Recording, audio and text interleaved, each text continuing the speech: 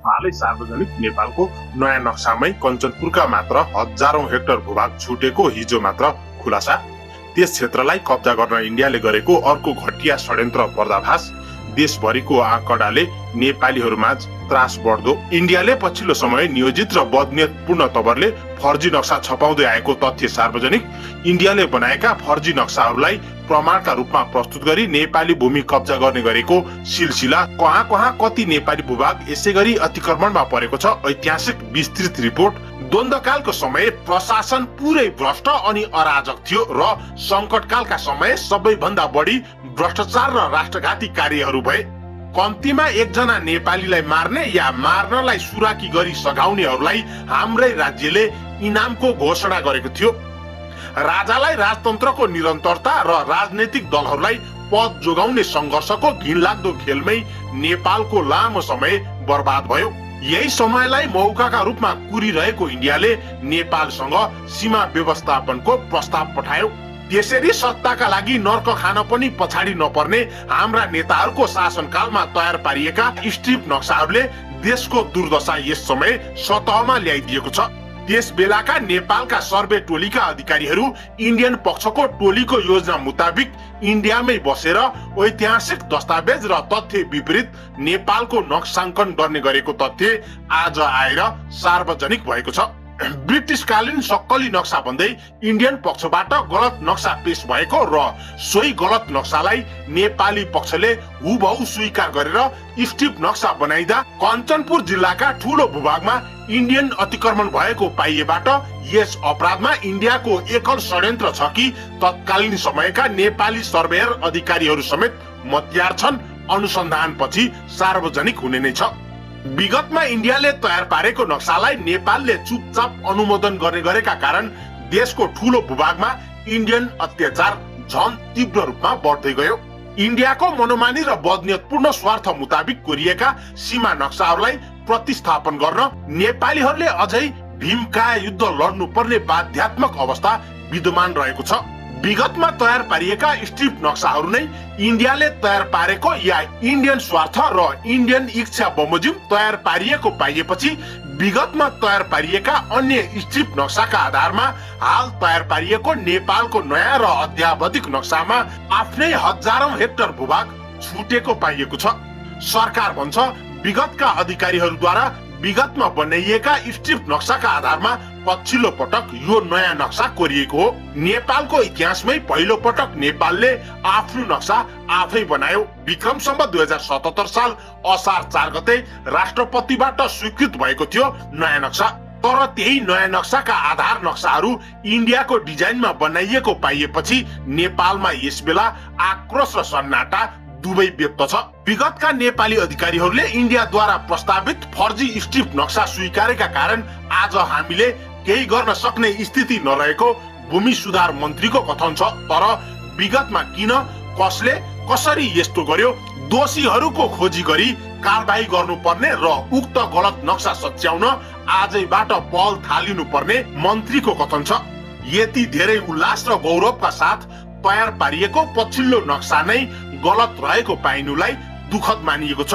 कञ्चनपुर जिल्लाका स्थानीय नागरिकहरू, त्यस क्षेत्रबाट प्रतिनिधित्व गरेका जनप्रतिनिधिहरूले नेपाल इन्डिया स्ट्रिप नक्सा तयार गर्दा नै त्रुटि भएको भन्दै उक्त नक्सा खारेज गरी नयाँ स्ट्रिप नक्साका आधारमा नेपालको नयाँ नक्सा कोरिन जरुरी रहेको माग राखे।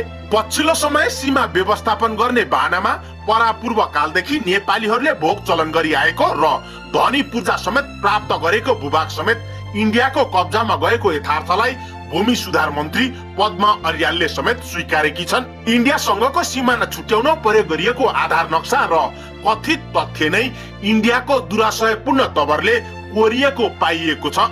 विगतमा पनि दुवै देशका प्रतिनिधिहरू सम्मिलित संयन्त्र बनाएर सीमा नक्सा तयार गर्ने गरिएको मन्त्री अर्यालको कथन छ।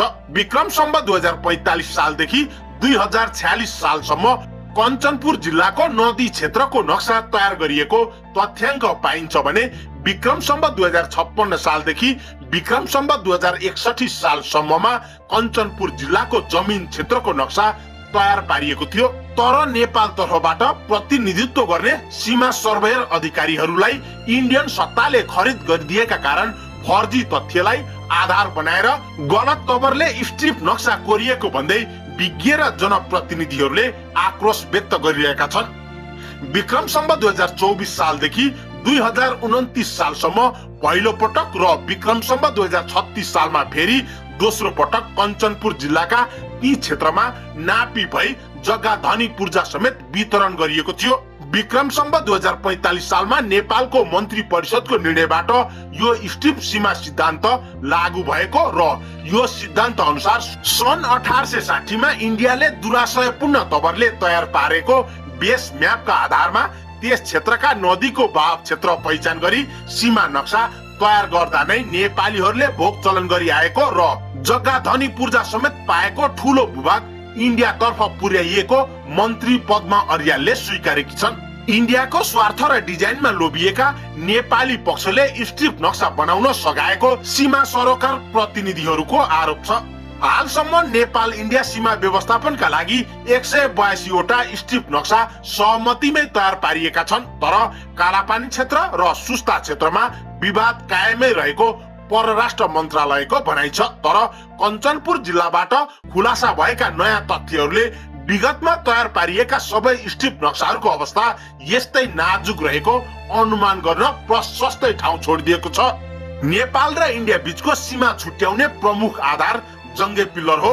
यो भन्दा सर्वमान्य आधार केही छैन। तर जङ्गे पिल्लर तथा नेपाल सरकारले नापी गरेर भोग चलनको स्वामित्व दिएको राज्यलाई तिरो तिर्दै आएको ऐतिहासिक तथ्यलाई व्यवस्था गर्दै स्ट्रिप नक्सा बनाउनु खेदजनक रहेको भन्दै कञ्चनपुर जिल्लाबाट प्रतिनिधित्व गर्ने संघीय सांसदहरू, पूर्व सांसदहरू, स्थानीय सरकारका प्रतिनिधिहरू र समग्र जनताहरूले रोष प्रकट गरिरहेका छन्। इन्डियाको दुराशयपूर्ण तवरले तयार पारिएको स्ट्रिप नक्साका कारण जनताहरूले परापूर्व कालदेखि भोग चलन गर्दै आइरहेको जमिन मात्रै नभएर राज्यले नै निर्माण गरेका नहर, विद्यालय, ताल तलैया तथा अन्य संरचनाहरू समेत इन्डियाको कब्जामा पुगेको छ। यसकारण यस्तो फर्जी र गलत स्ट्रिप नक्सा खारेजी गरी पुनः पारदर्शी अनि स्वच्छ तवरले काम अगाडि बढाउन जरुरी देखिन्छ।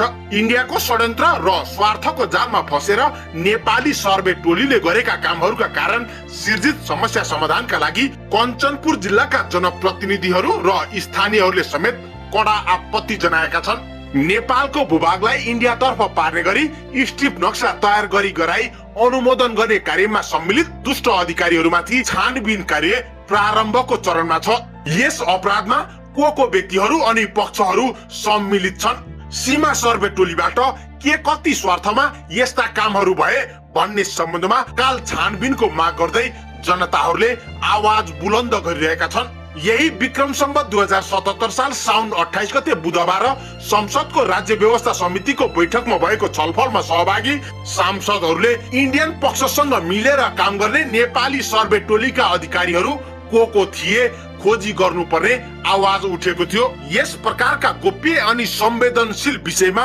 खुल्ला रूपमा छलफल गर्दा राष्ट्रको बेइज्जती हुने अनि षड्यन्त्रकारी इन्डियालाई थप सजिलो हुने भन्दै संसदीय समितिमा गोप्य रूपमा छलफल राख्दा कहिले कहाँ के कस्ता त्रुटिहरू भएका थिए निर्धक्क रूपमा बोल्न सकिने अवस्था हुन्छ भनेर विज्ञहरूले सुझाव दिएका थिए।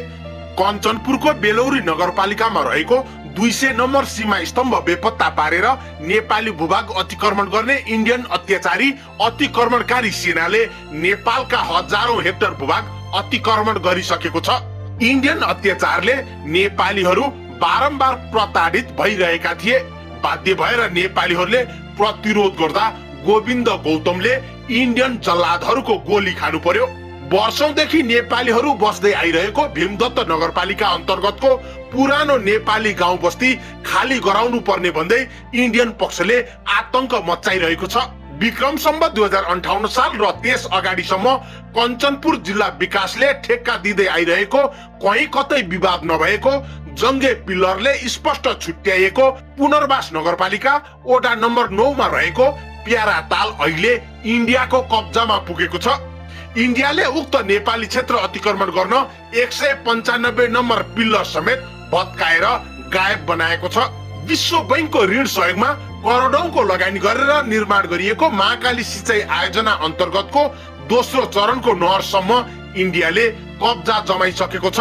भीमदत्त नगरपालिका वडा नम्बर 10 गड्डा चौकीदेखि जिमुवा जाने सडक खण्ड समेत इन्डियाले कब्जा गर्ने प्रयास गरिरहेको छ। भीमदत्त नगरपालिका मार्फत सडक कालोपत्रे गर्ने कार्य अगाडि बढिरहँदा इन्डियाले दाबी गरेपछि नेपाली पक्ष आश्चर्यमा परेको थियो। पछाडि थाहा भयो उही जाली स्ट्रिप नक्साका आधारमा इन्डियाले नेपाली भूभाग दाबी गरिरहेको रहेछ। त्यति मात्र होइन, विक्रम सम्वत 2036 सालमा नाप जाँच भएको स्पष्ट प्रमाणित र जङ्गे पिल्लरले छुट्याइएको बेलडाँडी नगरपालिका क्षेत्रका हजारौं नेपालीहरूको लाल पूर्जा समेत इन्डियाले कब्जा गर्न थालेको छ।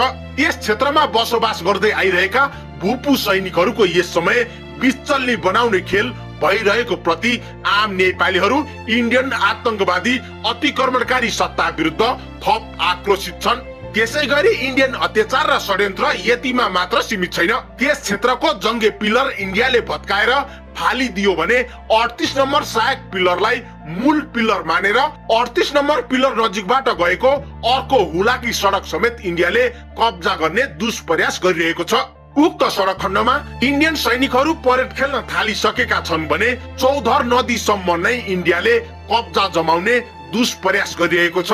संसदको राज्य व्यवस्था समितिको बैठकले स्ट्रिप नक्साको अध्ययन गरी सत्य तथ्य जानकारी गराउन सरकारलाई निर्देशन दिएको छ। सभापति शशि श्रेष्ठले स्ट्रिप नक्सा र सीमा सम्बन्धी समग्र विषयमा के भएको हो जानकारी गराउन निर्देशन दिनुलाई सकारात्मक प्रयास मान्न सकिन्छ। नेपाली टोलीले कञ्चनपुर जिल्ला लगायतका देशका विभिन्न क्षेत्रहरूका सीमावर्ती जिल्लाहरूमा तयार पारेको स्ट्रिप नक्सा र सीमा सम्बन्धमा अध्ययन गरी जानकारी गराउन संसदले सरकारलाई निर्देशन दिएको छ भने गोप्य छलफलका लागि आफूहरू पनि तयार रहेको भन्दै स्ट्रिप नक्सा तयार गर्दा भएका त्रुटिहरू के कस्ता छन् वा छैनन् भन्ने बारे लिखित रूपमै समितिलाई जानकारी गराउन समितिकी सभापति शशि श्रेष्ठले भूमि व्यवस्था मन्त्रालय र परराष्ट्र मन्त्रालयलाई समेत निर्देशन दिएकी छन्। सीमा सरोकार समितिका प्रतिनिधिहरू भारतीय स्वार्थमा नेपाली पक्षले स्ट्रिप नक्सा बनाउन सकाएको आरोप लगाउँछन्। उनीहरूले यसबारे छानबिन गर्न समेत माग गरिरहेका छन्। नेपालमा सशस्त्र द्वन्द्व चलिरहेका बेला स्ट्रिप नक्सा तयार पारिएको थियो। यस बेला नेपालको सर्वे टोलीले भारतीय पक्षको टोलीसँग भारततिरै बसेर ऐतिहासिक दस्तावेज विपरीत सीमाङ्कन गरेको उनीहरूको कथन छ।